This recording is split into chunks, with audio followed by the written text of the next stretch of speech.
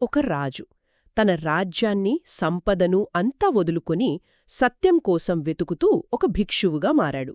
ఒక ప్రయాణంలో అలసిపోయున్నప్పుడు అవును, ఒక రాత్రి ఒక కుమ్మరిశాలలో బస చేస్తున్నాడు.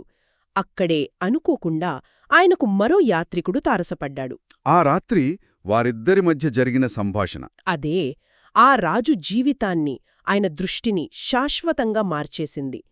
ఈరోజు మనం పొక్కుసాతి అనే ఆ రాజు కథలోకి, ఆయన విన్న గంభీరమైన బోధనలోకి లోతుగా వెళ్తున్నాం. మన దగ్గర ఉన్న మూలాల ప్రకారం ఈ సంభాషణ ధాతు విభంగ సుత్తం అనే ప్రసంగంలో నమోదు చేయబడింది. అంటే ఇది పొక్కుసాతికి బుద్ధుడు నేరుగా చేసిన బోధన? ఓ, సాక్షాత్తు బుద్ధుడేనా? అవును. మనస్సుని ఎలా నిలబెట్టాలి, దాని సూక్ష్మమైన పనితీరుని ఎలా అర్థం చేసుకోవాలి అనేదానికి అవసరమైన 4 ముఖ్యమైన సూత్రాలను ఆయనకు వివరిస్తారు. ఇది ఏదో సిద్ధాంతం కాదు. అంటే ఆచరణలో పెట్టడానికి ఉపయోగపడే ఒక గైడ్ లాంటిది. సరిగ్గా ఒక ప్రాక్టికల్ గైడ్ అన్నమాట. సరే, దీన్ని విడమరిచి చూద్దాం. ఒక వ్యక్తి నిర్మాణం గురించి బుద్ధుని బోధన చాలా లోతైనది అంటారు. అందులో భాగంగా పొక్కుసాతికి మనసును నిలబెట్టడానికి ఉపయోగపడే 4 దృఢ సంకల్పాల గురించి వివరించారు. అవును, ఈరోజు మనం వాటిపైనే దృష్టి పెడదాం. వీటిని చతురాదిఠానాలు అంటారు. చతుర అంటే 4, అదిఠానమంటే దృఢ సంకల్పం. కరెక్టేనా? అంతే, మనసును ఒకదానిపై స్థిరంగా నిలపడం. సాధనా మార్గంలో ఉన్నవాళ్లకి ఇవి ఒక మార్గసూచీలాంటివి. మనసును సరైన దారిలో పెట్టడానికి ఇవి పునాదుల వంటివి. వీటిలో మొదటిది ప్రజ్ఞాధిఠానం. అంటే ప్రజ్ఞపై మనస్సును నిలపడం. ప్రజ్ఞ అనే పదాన్ని మనం సాధారణంగా తెలివి, జ్ఞానం అనే అర్థంలో వాడతాం. కాని ఇక్కడ ఉద్దేశం అది కాదేమో. ఖచ్చితంగా కాదు.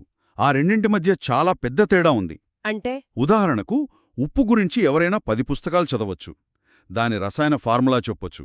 ఇదంతా కేవలం సమాచారం, కేవలం ఇన్ఫర్మేషన్. కానీ నాలుక మీద చిటికెడ ఉప్పు వేసుకున్నప్పుడు కలిగే అనుభవం ఉంది చూశారా?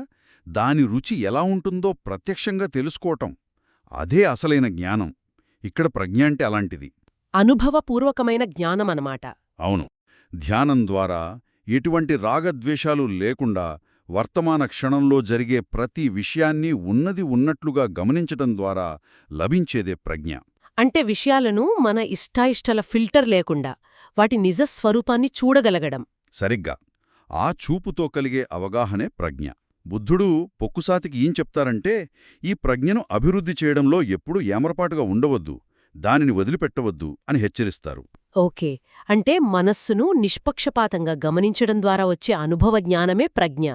ఒకసారి ఆ ప్రజ్ఞతో విషయాల నిజస్వరూపం తెలిసాక, అంటే అవి అశాశ్వతమైనవి అని అర్థమయ్యాక, ఆ సత్యంలోనే నిలబడ్డం కూడా ముఖ్యంగదా. అదేనేమో రెండవ సంకల్పం, సత్యాధిష్ఠానం. మీరు చాలా చక్కగా 2 విషయాలను కలిపారు.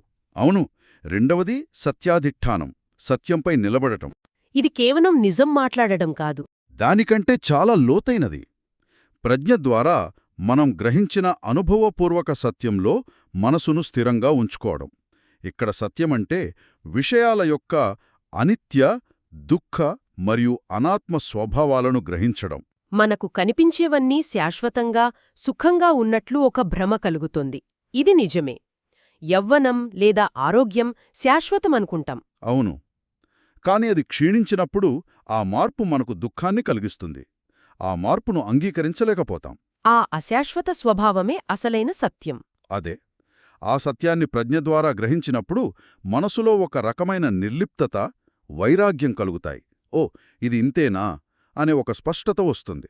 ఆ నిర్లిప్త స్థితిలోనే మనసును నిలపాలి. ఎందుకు? ఎందుకంటే పాత అలవాట్ల వల్ల మనసు మళ్లీ భ్రమల్లోకి, పాత ఆకర్షణల్లోకి జారిపోవడానికి ప్రయత్నిస్తుంది. అందుకే ఆ సత్యాన్ని కాపాడుకోవాలని, దానిలోనే నిలబడాలని చెప్తారు. వినడానికి బాగానే ఉంది, కాని ఆచరణలో చాలా కష్టం కదా. మన చుట్టూ ఉన్న ప్రపంచం మొత్తం అశాశ్వతమైన వాటికే విలువ ఇస్తోంది. మీరడిగింది చాలా ముఖ్యమైన ప్రశ్న. అందుకే సాధన అవసరం. పదే పదే మనసును ఆ సత్యం వైపు మళ్లించడం ద్వారా ఆ కొత్త మార్గం బలపడుతుంది, పాత మార్గం బలహీనపడుతుంది. అర్థమైంది. ప్రజ్ఞతో సత్యాన్ని చూడటం, ఆ సత్యంలో నిలబడటం. ఇక మూడవది త్యాగాధిష్ఠానం, అంటే వదిలివేయడం. ఇది అన్నింటికంటే కష్టమైనదిగా అనిపించవచ్చు. అవును, వస్తువులను, బంధాలను వదిలివేయడం ఒక ఎత్తైతే, నేను, నాది అనే భావనను వదిలివేయడం ఇంకో ఎత్తు. ఇది చాలా లోతైనది. ఒక బోధకుడు దీన్ని పోల్చడానికి ఒక శక్తివంతమైన ఉపమానం వాడాడు. నేను అనే భావనను వదులుకోవడం అడవిలో ఒక తల్లి తన సొంత బిడ్డను చంపుకోవడమంత కష్టమైన పనంటారు. అంత కష్టమా? అవును. ఎందుకంటే మనం పుట్టినప్పట్నుండి ప్రతి అనుభవాన్ని ఈ నేను అనే కేంద్రం చుట్టూనే నిర్మించుకుంటాం. నేనొక డాక్టర్ని, నేనొక తండ్రిని. సాధనా మార్గంలోకొచ్చాక కూడా నేను ధ్యానం బాగా చేస్తాను, నాకు అందరికంటే ఎక్కువ తెలుసు, ఇలా రకరకాల రూపాల్లో ఈ నేను వ్యక్తమవుతూనే ఉంటుంది. సేగార్గా ఈ సూక్ష్మమైన అహంకార రూపాలను కూడా త్యాగం చేయాలి. ఈ బంధం నుండి బయటపడాలంటే ఇక్కడ ఉన్నది ఒక శాశ్వతమైన వ్యక్తి కాదు, కేవలం నిరంతరం మారుతున్న భౌతిక, మానసిక ప్రక్రియల ప్రవాహం మాత్రమే అని లోతుగా అర్థం చేసుకోవాలి. రథం ఉదాహరణలాగా? అవును. రథంలోని భాగాలు తీసేస్తే రథం అంటూ ఏదీ మిగలదు. అలాగే ఈ శరీరం, భావాల సమూహాన్ని మనం నేను అంటున్నాం. ఈ భాగాలను విడివిడిగా చూసినప్పుడు అక్కడొక శాశ్వతమైన నేను కనిపించదు. ఈ అవగాహనతో ఆ భావనను వదిలివేయడమే త్యాగం. ప్రజ్ఞా, సఖ్యం, త్యాగం. ఇక చివరిది ఉపసమాధిఠానం. శాంతి లేదా ప్రశాంతతలో స్థిరపడటం. ఇది బహుశా మిగిలిన మూడింటి ఫలితమేమో. మీరు చెప్పింది నిజమే. దానికింకొక కోణం కూడా ఉంది. ఇది ఒక లక్ష్యం, అదే సమయంలో ఒక సాధన కూడా. అంటే ఎలా? రాగ, ద్వేష, మోహాలను పూర్తిగా వదిలించుకున్నప్పుడు సహజంగా కలిగే స్థితే ఉపశమనం లేదా శాంతి. మనసు సహజంగానే అటు ఇటు పరిగెడుతూ ఉంటుంది. ఆ అలజడిని తగ్గించి దాని సహజమైన ప్రశాంత స్థితికి తీసుకురావడమే ఉపశమనం. ఆ శాంతిని కాపాడుకోవాలి. అవును. మనసును వీలైనంత వరకు ఈ కాలుష్యాల నుండి దూరంగా, నిర్మలంగా ఉంచుకోవాలి. ఈ 4 సంకల్పాలను వివరించిన తర్వాత బుద్ధుడు ఇంకా సూక్ష్మమైన ఒక మానసిక ప్రక్రియ గురించి మాట్లాడతారని మన మూలాలు చెబుతున్నాయి. అదే మన్నన.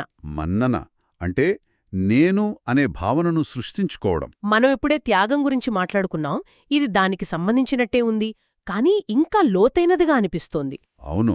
ఇది అత్యంత సూక్ష్మమైన మానసిక బంధం. ఈ మన్నన ఎంత సూక్ష్మంగా ఉంటుందో చెప్పడానికి సృత్తంలో ఒక కథ ఉంది. వేపచిత్తి అనే ఒక అసురరాజును దేవతలు బంధించారు. ఓహ్! అతను దేవతలు ధర్మపరులు, నేనిక్కడే ఉంటాను అని అనుకున్నప్పుడు అతని సంకెళ్ళు వదులయ్యేవి. కాని ఎప్పుడైతే అసురులే ధర్మపరులు, నేను వెళ్ళిపోవాలి అని అనుకున్నాడో వెంటనే ఆ సంకెళ్ళు బిగుసుకునేవి. అంటే అతని బంధనం బయటెక్కడో లేదు, అతని ఆలోచన విధానంలోనే ఉంది. సరిగ్గా అతని ఆలోచనలే అతనికి సంకెళ్ళు. మనల్ని మనమే బంధించుకుంటున్నాం. ఇది చాలా శక్తివంతమైన ఆలోచన. మీరు దాన్ని పట్టుకున్నారు. కాని బుద్ధుడేం చెప్తారంటే మారుని బంధం అంటే ఈ మరణ, పునర్జన్మ చక్రం ఇంతకంటే సూక్ష్మమైనది అంటారు. ఇంతకంటే సూక్ష్మమైనదా? అవును. నేనున్నాను, ఇది నేను భవిష్యత్తులో ఉంటాను, నేను ఉండను, ఇలా నేను కేంద్రంగా వచ్చే ప్రతి ఆలోచన ఒక మన్నన. అంటే ఒక రకమైన కన్సీవింగ్ అన్నమాట. అవును. ఈ ఆలోచనా సరళిలోనే మనం చిక్కుకుపోయి ఉంటాం. ఈ మన్నన ఒక రోగం, ఒక కణితి, గుండెలో గుచ్చుకున్న ఒక బాణంలాంటిదని బుద్ధుడు వివరిస్తాడు. ఇది కొంచెం గందరగోళంగా ఉంది. నేను అనుకోకుండా ఆలోచించడం సాధ్యమా? ప్రతి అనుభవాన్ని పొందేది నేనే కదా. ఇక్కడే అసలైన సూక్ష్మదృష్టి అవసరం.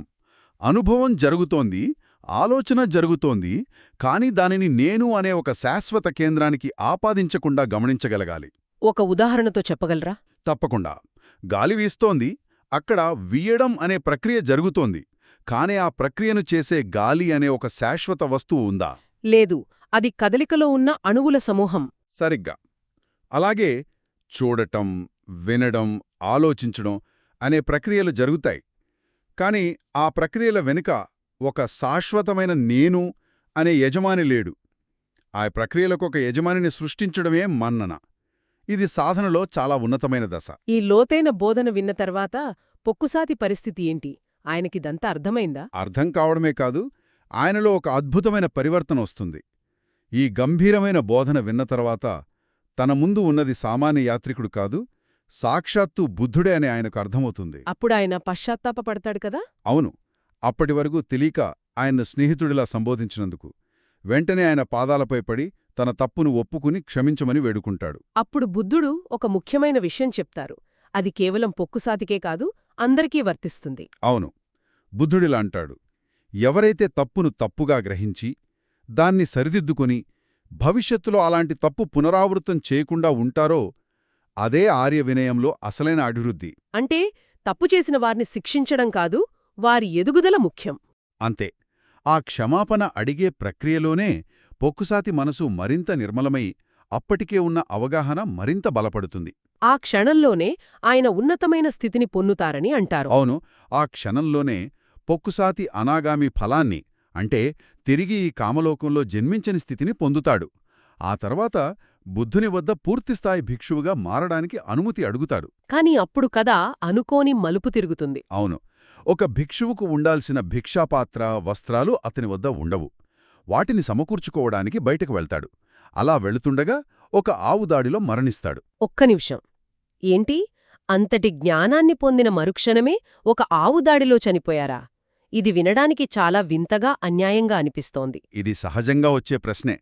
తర్వాత ఇతర భిక్షువులు కూడా ఇదే ప్రశ్నను బుద్ధుణ్ణి అడుగుతారు. మరి బుద్ధుడు ఏం సమాధానం చెప్పారు?